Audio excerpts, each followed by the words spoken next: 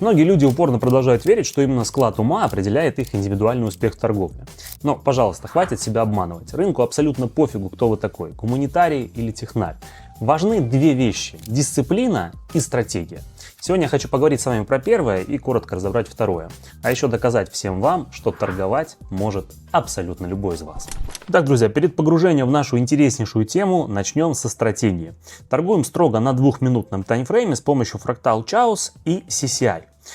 У второго из них обязательно меняем период на более низкий, 15. Это даст нам более точную картину перегретости рынка. Это важно, запоминайте. Давайте обо всем поподробнее и по порядочку. CCI – это осциллятор. Это проекция движения цены внутри канала. График этого алгоритма почти всегда внутри находится, но иногда случаются вот такие вот резкие кратковременные выходы за границы. Именно это и есть перегретость, о которой я упоминал.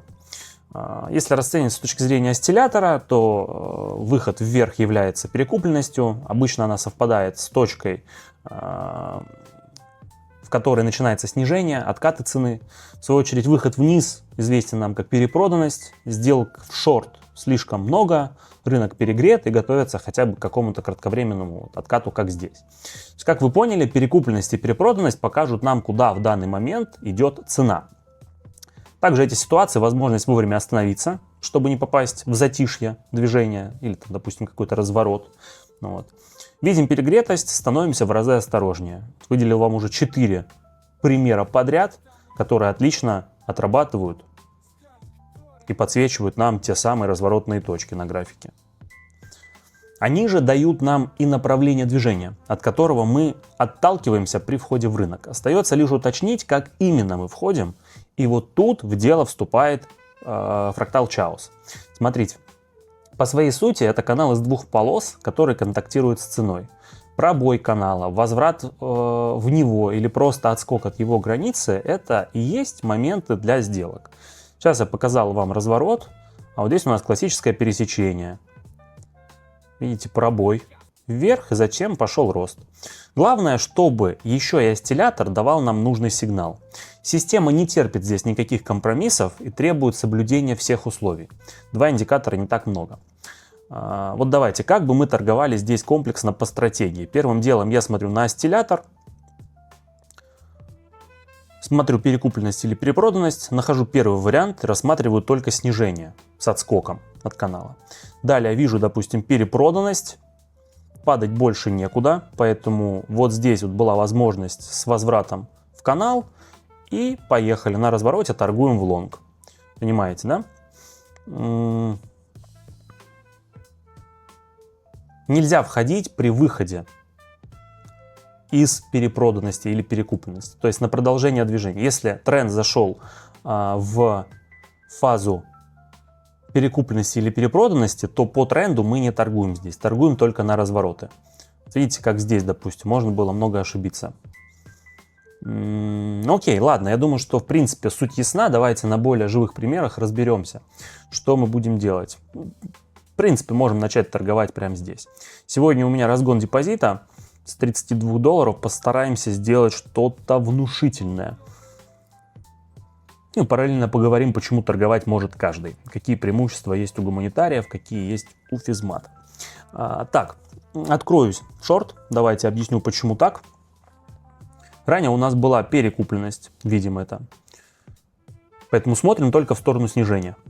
Отскок от верхней границы канала. Актив у нас развернулся. А после пробил, можно сказать, даже вот эту зону поддержки. Это вкупе дает нам полное право ждать снижения хотя бы до вот этого уровня. Пока идет экспирация, начнем тему. У многих есть желание погрузиться в мир трейдинга, но вот закрадывается где-то внутреннее какое-то убеждение, что это не мое. Часто оно звучит так, что, например, у меня гуманитарное образование, я не дружу с цифрами, а тут нужны математики. Или наоборот, технический специалист думает, чтобы понимать рациональное движение рынка, нужно быть экспертом по психологии, экономике, а мои расчеты тут абсолютно бесполезны. Оба эти убеждения, они в корне неправильные. О, прекрасно. Тем временем осиливаю первую сделочку. Давайте опять в банк. Продолжим торговать на этом графике. Все здесь у нас в порядке. Мы нашли то самое время, то самое место. Не будем ничего забирать, не будем ничего менять и просто заберем с этой рыночной ситуации по максимуму. Смотрите, у нас цена не дает никаких резких откатов, поэтому сигналы сохраняются. CCI только зашел у нас в зону перепроданности, поэтому здесь пока мы торгуем. На выходе из зоны этой мы бы уже не торговали, понимаете? А пока она только зашла, можем торговать. Вот. Таких сделок на выходе мы будем с вами избегать. Ни в коем случае не торгуем. Уже будет начинаться откат. Так, успешный трейдинг, друзья, это не про склад ума. Понимаете, это про дисциплину, про психологию и адаптацию в анализе. Рынок, он многогранен, здесь место найдется всем, как и математикам, так и гуманитариям. Рынку все равно, кто вы такой. У всех есть свои плюсы. Давайте по порядочку о всех. Можете представить еще, что трейдинг — это управление автомобилем. Допустим, математик будет досконально знать устройство, да, автомобиля, рассчитывать расход топлива, какие-то оптимальные маршруты. А гуманитарий будет чувствовать дорогу, он будет видеть других участников, других водителей, выбирать самый какой-нибудь классный путь. О, $113 у нас есть. Вот. Я к тому, что оба этих навыка, они нужны. Они нужны. Давайте разберем каждый склад ума по отдельности. Отметим как его козыри, так и слабую сторону. Ну, допустим, с математиков. Они якобы лидеры, да, нашего ремесла. В каком-то смысле им действительно проще, потому что во время анализа, ну, как бы это цифры, это их работа профильная. Это их стихия. Давайте еще одну сделку. Пока еще в шорт. Я бы не рекомендовал вам поступать так, но я откроюсь, честно, друзья. В общем, ладно. Еще одна сильная сторона технарей. Им лучше дается межсделочная дисциплина. Расчет размера позиции, финансовые цели. То есть максимально допустимые просадки, возможно, да. Для них это естественный процесс, цифры. Они просто не могут допустить, что их эмоции нарушат заранее какой-то высчитанный план. И высчитанный план здесь ключевое слово. Математики реально видят этот мир через призму формул, потому что весь трейдинг для них это цифры. В каком-то смысле они правы. Тот же график цены — это визуальное отображение динамики ценового выражения стоимости и ничто иное. Лично я, как гуманитарий, чаще задумываюсь о том, что каждая котировка отражает некий числовой ряд и эмоции в этом вообще. То есть жадность, страх людей, которые что-то покупают, что-то продают. Еще одна сделка в плюсе. $212 заряжаем. Цена у нас закрепилась под фракталом Чаус. Друзья, ну пока хочется быстренько разогнать свой депозит, не буду ждать я. Такие сделочки, ну, я бы не рекомендовал вам открывать на самом-то деле, потому что вот уже в осцилляторе в нашем видим чуть разворот.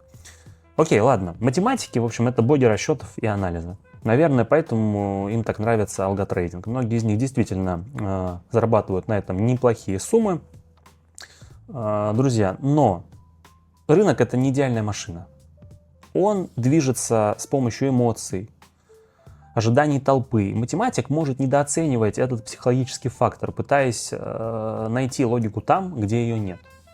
И в итоге где-то что-то пересиживать, ждать, быть в какое-то время в убытке, либо вновь и вновь открывать ошибочные позиции, потому что так сказала ему система. То есть математикам не хватает чувства момента, умения замечать настроение, а еще просто банальной готовности допустим, прочитать экономические новости. Вот из-за этого они теряют свои деньги в основном. Так, 399 есть. Давайте сменим график, наверное, хватит уже здесь торговать и продолжим. Гуманитарий вы или технарий, неважно, все равно вам понадобится профессиональная эрудиция. Если вы не знаете, что такое ловушка быков, или как ключевая ставка ФРС влияет на рост японской иены, или что такое скользящая средняя, как она используется, вам не помогут даже 2 высших образования.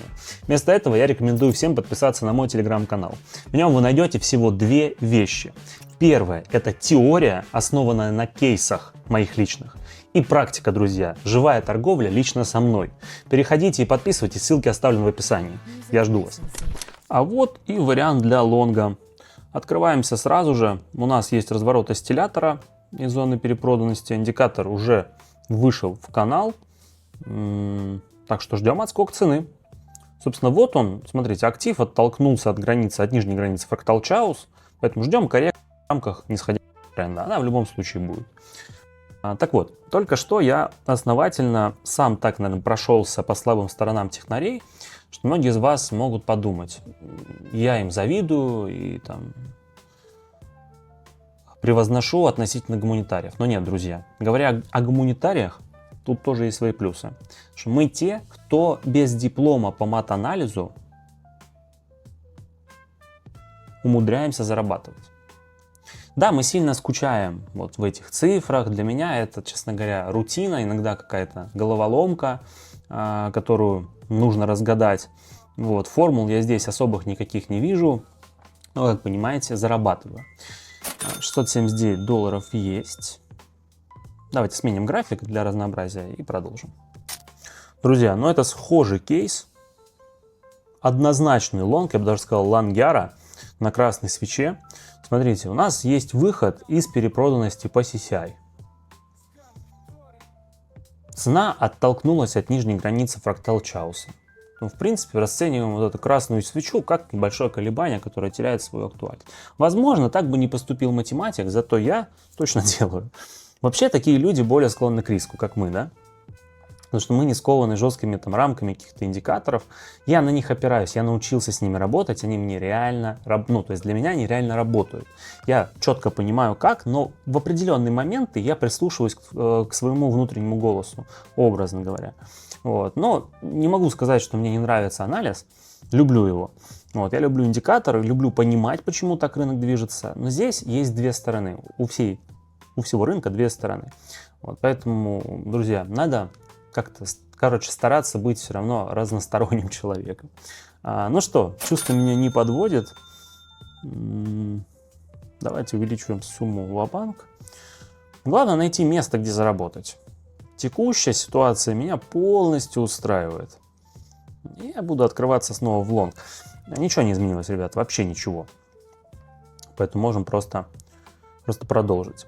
Гуманитарии, они, знаете, более эмпатичные люди, которые чувствуют рынок, умеют разбираться с человеческими факторами, его, там, динамика рынка, всем остальным. Но есть, конечно, слабое место. Склонность именно полагаться на чувства, она может привести к пренебрежению рамками торговой стратегии. Вот. Поэтому заигрываться не стоит. Если вы гуманитарий, заигрываться не стоит. Надо комбинировать, друзья, во всем. Я к тому, что торговать может каждый. У каждого типа личности есть свои плюсы, есть свои минусы. Вот. Так что просто возьмите за правило, что азарту мы не поддаемся, кем бы вы ни были, и торгуем точно согласно своей торговой стратегии. Иногда, если вы чувствуете, что лучше пропустить сделочку, можно ее пропустить. Вот, либо наоборот открыться.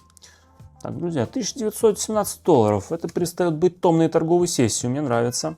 Давайте перейдем на 5-минутный график, посмотрим, как развиваются события здесь. Очень все хорошо, очень все прекрасно. Без всяких сомнений, я вам скажу так, я открою сейчас в лонг. Консолидация есть, границы ее есть. И это будет последующий рост. Ой, как хорошо она тянет. Смотрите. Вот то, что штурмует наш актив. Вот здесь вот эта зона. Давайте на 2-минутный график перейдем. Индикаторы еще лучше стали. Все, друзья, просто отлично. Так кто же круче? Технарь со своей аналитической базой или учитывающий гуманитарий в полном коннекте рынка? Друзья, сравнивать гуманитарий и математика в трейдинге все равно, что спрашивать, кто лучше, Бэтмен или Супермен. Математик, скорее всего, преуспеет в скальпинге, а гуманитарий может быть более сильным в трейдинге на длительных экспирациях или в инвестировании. Так, друзья, я снова в плюсе, но хочется прям красивую сумму на балансе. Давайте еще двушечку. На этом будем заканчивать. Запомните, пожалуйста, торговать может каждый. Но торговать, как я сейчас, в видео для вас, не стоит, друзья. Открываться на весь баланс – это самоубийство. Это моя 27-я попытка разгона. Там, камон, даже не думайте. Итак, вывод. Несмотря на то, какое у вас образование, вы можете торговать, друзья. Главное признать свои сильные и слабые стороны и не забывать про них. Ни в коем случае.